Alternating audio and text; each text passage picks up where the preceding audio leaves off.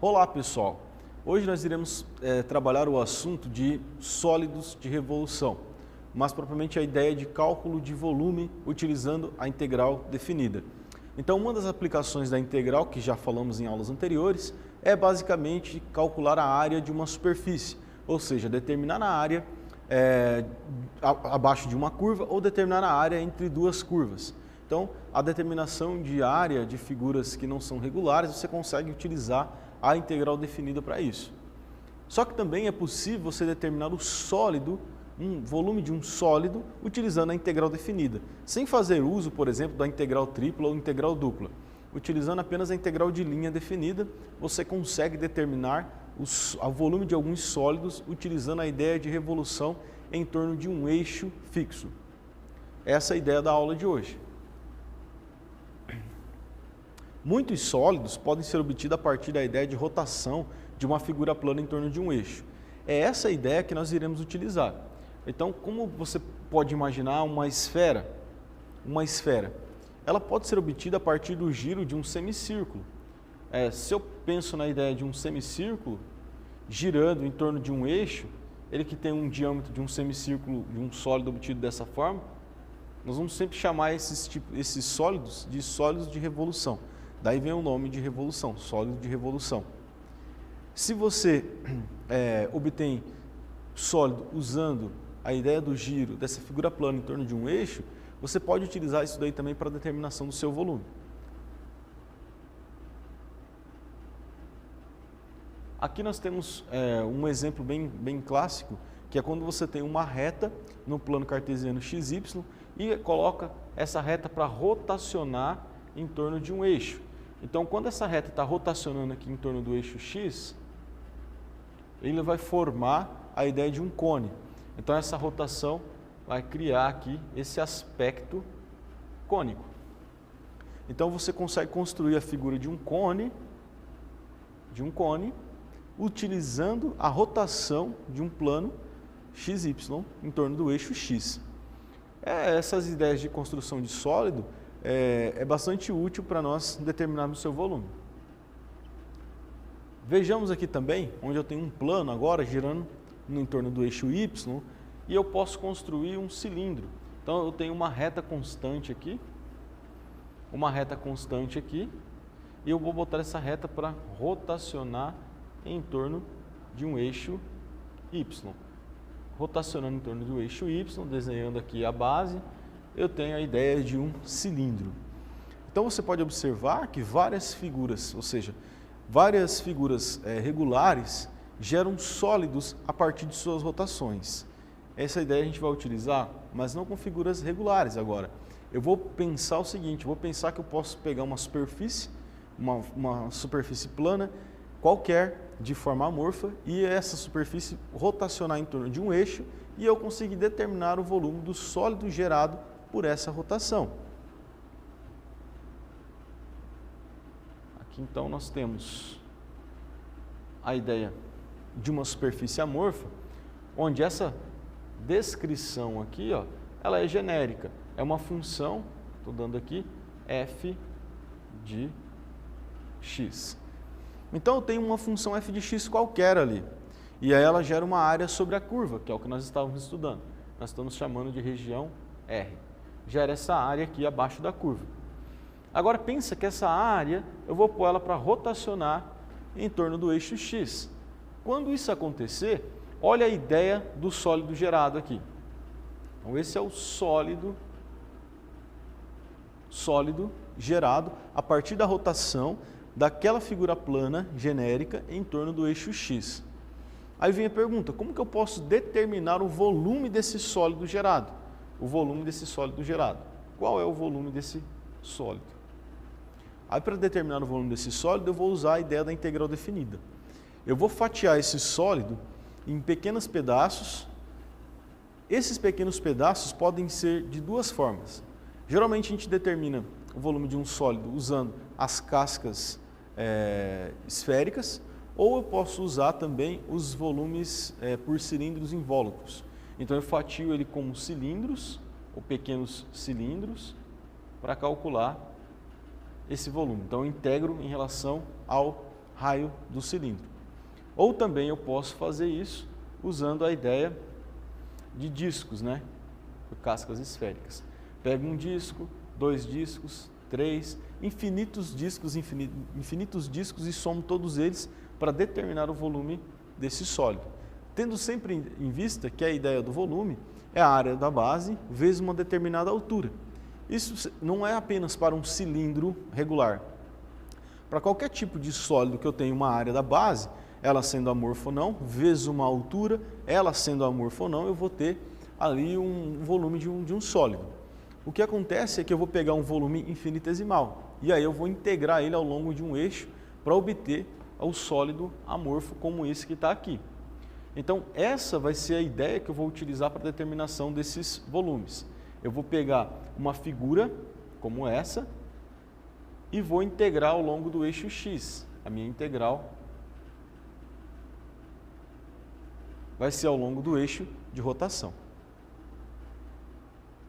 Vamos lá. A definição pura, então, que a gente vai utilizar para esse valor de volume é basicamente a integral da função f de x ao quadrado vezes dx vezes o valor do número π aqui. Por que o valor do número π? Esse é o método de disco ou de cascas. Então eu tenho o seguinte, a área da base, tem uma base aqui circular, a área dessa base vai ser π vezes r ao quadrado. Π vezes r ao quadrado. Se eu penso numa altura, qualquer, eu estou chamando essa altura de dx. Então eu vou ter área da base vezes o meu dx, vai caracterizar o meu volume. Mas quem que vai ser esse meu R, esse meu raio limitador aqui? Esse meu raio ele vai ser, na verdade, a função f de x. Por quê? Porque a função f de x é que delimita, dá o modelo de como esse raio vai mudar. Por quê? Porque não vai ser um raio R constante fixo, porque não é uma circunferência pura. Esse raio pode mudar em relação à variável x. Para cada valor que eu tiver de x, eu posso ter um novo valor de raio hipotético ali. Então, esse raio ele é a minha variável, ele é a minha função em relação ao eixo x. Então, esse cara vai ser atribuído com o valor da f de x. Então, se a f de x muda igual a uma reta, então esse raio vai ser uma equação do primeiro grau. Se minha f de x muda igual a uma equação do segundo grau, bom, ele vai ser uma equação do segundo grau. Então, eu vou ter uma parábola aí contornando o sólido. E assim sucessivamente, pode ser qualquer função delimitadora ali desse sólido. Por isso que nós falamos que é genérico. Eu pego uma determinada função, descrevo a superfície gerada por ela, a região E delimitada, coloco essa superfície para girar em torno de um eixo e aí eu vou ter um sólido gerado a partir dessa rotação dessa superfície que é delimitada por essa função f. Então, de acordo com a função f, eu vou ter o raio gerado para aquele sólido. E aí eu consigo calcular o volume do sólido. Então, como é infinitesimal, essa função vai ter o papel desse raio hipotético. O π é uma constante e o dx é o elemento de integração. A e B vai ser novamente os pontos de intersecção, que vão ser os limites da minha integração. Então, basta eu aplicar isso no problema e eu consigo determinar o volume de um sólido. Então, vamos analisar alguns exemplos aqui para entendermos melhor o procedimento para a determinação de um volume de um sólido de revolução. Vamos ler o enunciado com calma para identificar todos os aspectos. O volume de um sólido de revolução obtido pela rotação em torno do eixo x na região limitada pela parábola x igual a y quadrado mais 1, y igual a 2, que vai ser uma reta constante, e o eixo x. Então, primeiramente eu tenho que fazer o seguinte, eu tenho que desenhar o gráfico, ou seja, eu tenho que plotar esse gráfico no plano XY para mim entender como funciona a figura do sólido. Bom, como que eu vou fazer isso? A priori, você poderia pensar num eixo aqui, XY, e aí você colocar uma reta constante para y igual a 2, está passando aqui em cima, e também é limitado pelo eixo x, aqui.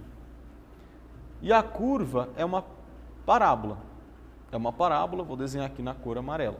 É uma parábola que tem que partir daqui. Ela não pode partir do valor de zero. Por quê? Por que ela não pode partir do valor de zero? Porque quando o y for zero, o x vai ter valor 1. Ou vice-versa. Então eu vou ter mais ou menos esse comportamento aqui, certo? Esse comportamento. Se eu faço o desenho agora imaginando os discos, eu vou ter esses dois discos aqui, certo? Deixa eu só apagar aqui novamente para não ficar muito confuso. Então aqui eu tenho o gráfico 0, ponto 1, 2, esse ponto aqui provavelmente é quando x igual a 2, quando x igual a 2 vai ser 3 raiz quadrada de 3, esse ponto lá em cima, certo? Então é uma parábola ali voltada para o eixo y de simetria. Eu tenho o valor aí da minha função, o gráfico da minha função no plano, rotacionando agora em torno do eixo x, vai gerar esse sólido delimitado.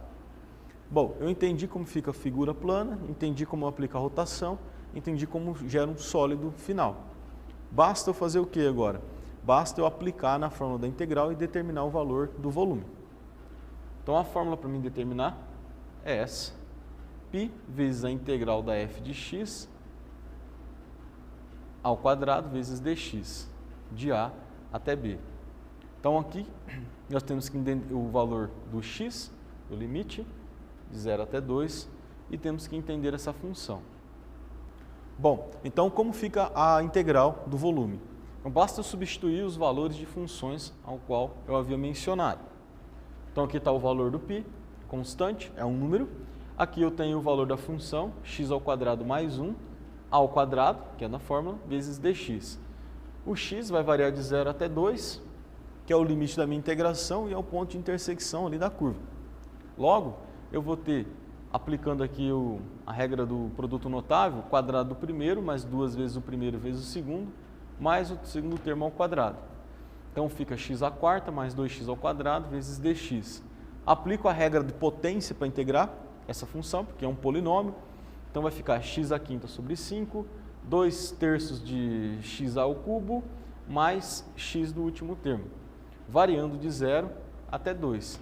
Basta novamente eu substituir os valores aqui, então ficaria como? O volume igual a π vezes 2 elevado a 5 dividido por 5 mais 2 vezes 2 elevado a 3 dividido por 3 mais 2, menos 0, né? Porque todos os elementos aqui, quando eu substituir 0, vai dar 0. Aplicando essa distribuição aqui de produto, eu vou encontrar então o valor de 206 vezes π dividido por 15. É bastante comum a resposta ficar em função do número π, né? Unidade de volume arbitrária. Então você poderia chamar unidade de volume arbitrária, UV. E assim você consegue determinar o volume de um sólido a partir da revolução na figura plana. Peço que vocês resolvam os exercícios propostos na apostila, assim como vocês resolvam os exemplos resolvidos que estão no material de aula, pois isso irá ajudar a melhorar a compreensão sobre os exercícios. E até a próxima!